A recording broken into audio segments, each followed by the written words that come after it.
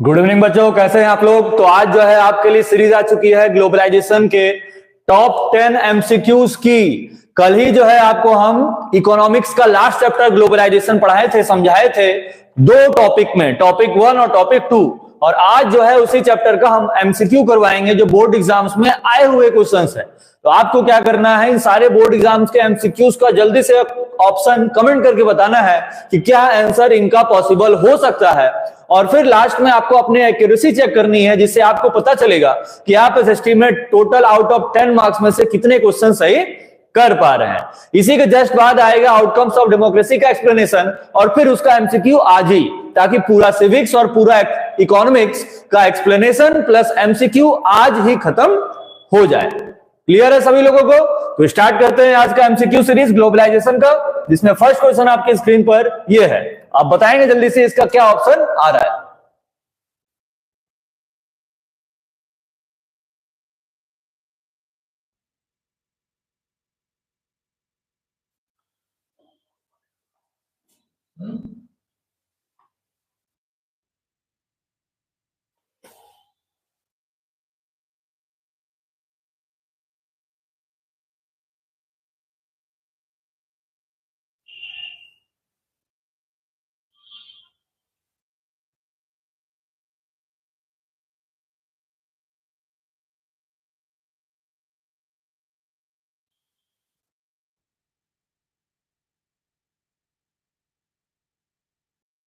तो क्या क्या आंसर क्या आ रहा है आप लोगों का। Globalization led to improvement in living conditions all of the people in the developed countries of workers in the developing countries, none of these.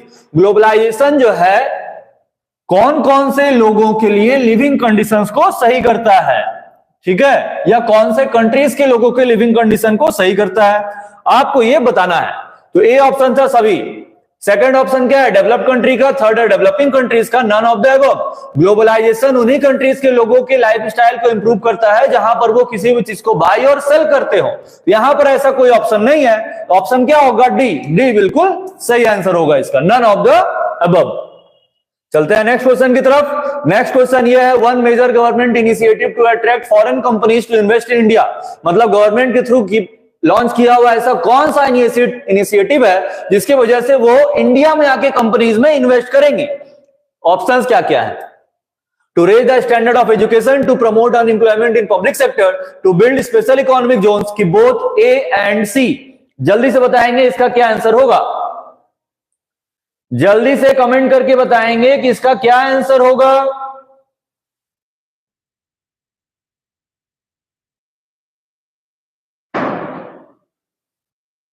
Comment नहीं आ रहे हैं, जल्दी से बताएंगे।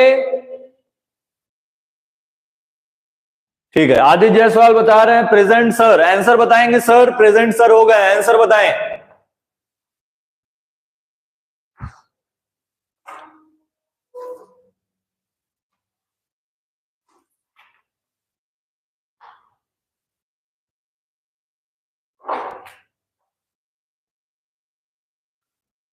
आंसर आ रहा है D, both A and C. हर क्वेश्चन में बोथ ए एंड सी सही नहीं हो सकता है। इसका आंसर होगा स्पेशल इकोनॉमिक जोन्स, क्योंकि गवर्नमेंट क्या किया है, बताए थे आपको कि इंडिया में वो जो है बहुत सारे स्पेशल इकोनॉमिक जोन्स बनाया है, जहां पर वो क्या किया, गवर्नमेंट क्या बोल रहे हैं कि हम जो है अगर कोई एमएनसी यहां पर आके अपना आउटपुट सेटअप करती है तो उनको 5 ईयर्स के लिए एक्सपोर्ट पे टैक्स नहीं देना पड़ेगा। तो ये आंसर क्या होगा, स्पेशल इकोनॉमिक जोन्स। चलते हैं नेक्स्ट क्वेश्चन की तरफ। नेक्स्ट क्वेश्चन है, which one of the following Indian industries has been hit hard by globalization. ऐसा कौन सा इंडियन इंडस्ट्री है जो ग्लोबलाइजेशन की वजह से सबसे ज्यादा उसमें प्रॉब्लम हुआ है। Information technology, toy making, jute की सीमेंट। क्या आंसर होगा, टॉय मेकिंग, जूट, सीमेंट। इसका कोई मतलब कि इस आंसर के होने का कोई रिस्पॉन्सिव ही नहीं है इसमें कि यह आंसर हो सकता है। तो आंसर क्या होगा, ए, आईटी, इंफॉर्मेशन टेक्नोलॉजी ग्लोबलाइजेशन की वजह से सबसे ज्यादा हिट हुई है। ठीक है, नेक्स्ट क्वेश्चन पे चलते हैं। नेक्स्ट क्वेश्चन होगा, विच of the following is not a feature of a multinational company. अब इसमें से बताएंगे मल्टीनेशनल कंपनी का कौन सा फीचर नहीं है। ठीक है, not a feature, it owns controls production in more than one nation, it sets up factories where it is close to the markets, it organizes production in complex ways, it employs labor one only from its own country। ये गलत है, ये बिल्कुल गलत है, क्योंकि MNCs क्या बताए थे कि जो मल्टीनेशनल कॉर्पोरेशंस होते हैं वो एक कंट्री में अपना पूरा सेटअप बना लेते हैं, फिर बाकी कंट्री से लेबर हायर करते हैं, रिसोर्सेज दूसरे कंट्री से लेते हैं और उसको सेल दूसरे कंट्री में करते हैं। तो ये अपने कंट्री से लेबर को नहीं लेते हैं क्योंकि उनको चार्ज ज्यादा देना पड़ता है। तो ये क्या करेंगे, दूसरे कंट्री से लेबर को ओन करेंगे ताकि उनको जो लेबर चार्ज है वो कम पड़े। ठीक है, नेक्स्ट क्वेश्चन पे चलते हैं, क्वेश्चन नंबर 5। क्वेश्चन नंबर 5 जल्दी से बताएंगे कि इसका क्या आंसर आएगा। आप पढ़ेंगे और जल्दी से ऑप्शन कमेंट करेंगे। World Trade Organization has started at the initiative of which of the following group of countries. जो WTO है, वर्ल्ड ट्रेड ऑर्गेनाइजेशन, ये कौन सी कंट्रीज के लिए स्टार्ट हुआ है? रिच कंट्रीज की, पुअर कंट्रीज की, डेवलप्ड कंट्रीज की, डेवलपिंग कंट्रीज? बताएं, जल्दी से बताएं कि क्या आंसर हो सकता है इसका।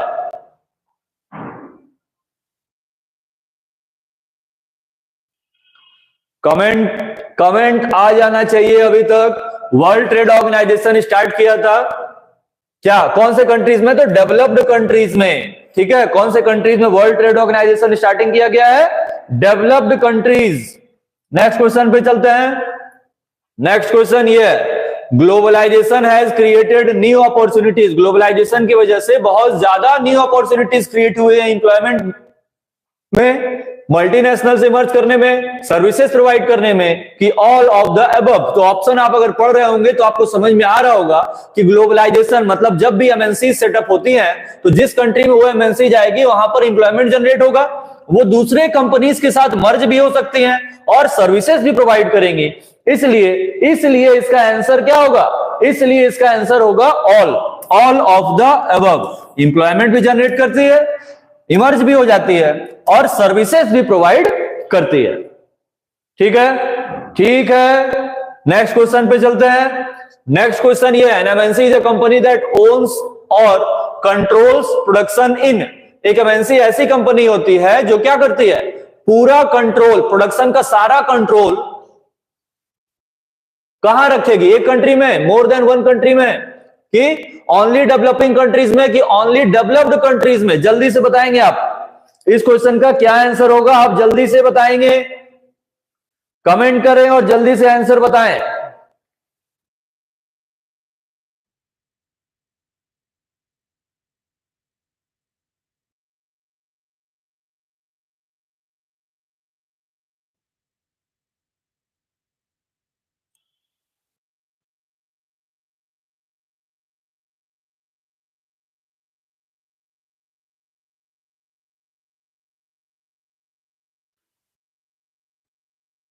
जल्दी जल्दी जल्दी आंसर बताएं, जल्दी क्या होगा? क्या होगा? MNC is a company that owns और control production in one country, की मोर देन वन कंट्री, की ओनली डेवलपिंग कंट्रीज या ओनली डेवलप्ड कंट्रीज? क्या होगा? मोर देन वन कंट्री, क्योंकि ये बहुत सारे कंट्रीज में सारे वर्क को कंप्लीट करवाती हैं। इजी क्वेश्चन था। Next question, globalization has posed major challenges for. अब ग्लोबलाइजेशन जब आ जाएगा तो उसके वजह से सबसे ज्यादा प्रॉब्लम किसको होगा? सबसे ज्यादा प्रॉब्लम किसको होगा? बिग प्रोड्यूसर को, स्मॉल प्रोड्यूसर को, रूरल पीपल को, कि नन ऑफ दीज? आप जल्दी से बताएं कि इसका क्या आंसर होगा। ये क्वेश्चन गलत नहीं होना चाहिए, ये बिल्कुल आपको आना चाहिए। आप बताएंगे जल्दी से कि इसका क्या आंसर आ रहा है।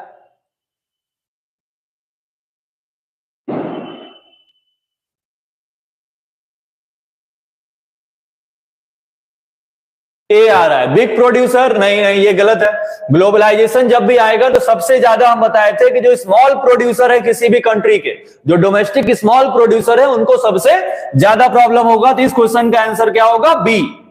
चलते हैं नेक्स्ट क्वेश्चन की तरफ। Which of the following organizations lays stress on liberalization of foreign trade and foreign investment?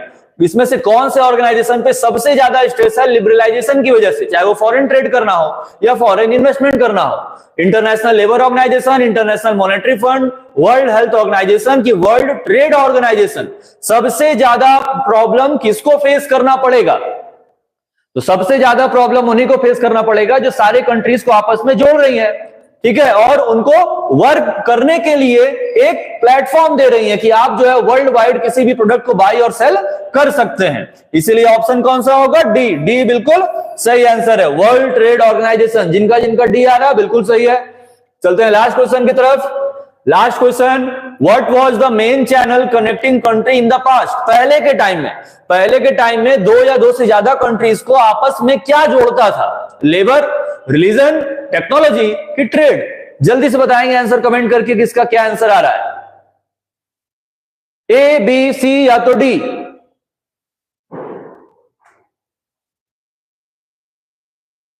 B आ रहा है, किसी का ट्रेड आ रहा है। ठीक है, ठीक है, तो ऑप्शन होगा ट्रेड। पहले ही कल जब चैप्टर पढ़ाए थे तो आपको बोले थे पहले के टाइम में ट्रेड होता था, तो ट्रेड करने के लिए लोग जो है किसी भी प्रोडक्ट को एक कंट्री से खरीदते थे और दूसरे कंट्री में ले जाकर सेल कर देते थे, और वहां से आते समय वहां का गुड्स लाते थे और इस कंट्री में सेल कर देते थे। तो दो कंट्रीज को जोड़ने के लिए पहले क्या यूज होता था? ट्रेड। ट्रेड बिल्कुल सही आंसर है। ठीक है, खत्म। अच्छा, एक और क्वेश्चन है, ये बताएंगे, बिल्कुल इजी क्वेश्चन। आप कमेंट करके बता सकते हैं किसका क्या आंसर आएगा। कंपनी जो सेटअप करेंगे एमएनसीज स्पेशल इकोनॉमिक जोन्स में, डू नॉट पे टैक्सेस, उनको टैक्स नहीं देना पड़ेगा। ठीक है, कितने सालों तक? 2 साल, 5 साल, 4 साल, 10, 2 इयर्स, 5 इयर्स, 4 इयर्स की 10 इयर्स? जल्दी से बताएंगे। बी ऑप्शन आ रहा है, बी आ रहा है, और किन्हीं का? बी बिल्कुल सही आंसर है। एसईजेड जहां पर भी सेटअप होता है कितने सालों के लिए उनको एक्सपोर्ट पे टैक्स नहीं देना पड़ता है? 5 इयर्स तक। तो ये क्वेश्चन का लास्ट था, ये क्वेश्चन लास्ट था ग्लोबलाइजेशन के एमसीक्यू का। तो ये ग्लोबलाइजेशन का एमसीक्यू का टॉप 10 क्वेश्चन आज अभी खत्म। अब हम लोग क्या करेंगे, 5 मिनट के बाद इसी चैनल पे मिलेंगे और समझेंगे एक नया चैप्टर जो सिविक्स का लास्ट चैप्टर होने वाला है। चैप्टर का नाम क्या है? Outcomes of democracy. और आउटकम ऑफ डेमोक्रेसी की आपको एक ही वीडियो आएगी, 2 वीडियो नहीं, क्योंकि चैप्टर बहुत बड़ा नहीं है। एक ही वीडियो में हम लोग आउटकम ऑफ डेमोक्रेसी आज पूरा समझेंगे और फिर उसका एमसीक्यू भी बनाएंगे, ताकि आज तक, अभी संडे तक आपका पूरा सिविक्स, पूरा इकोनॉमिक्स, पूरा रिवीजन प्लस पूरा एमसीक्यू कंप्लीट हो जाना चाहिए। ठीक है, तब तक के लिए बने रहिए हमारे चैनल डीजे क्लासेस पर।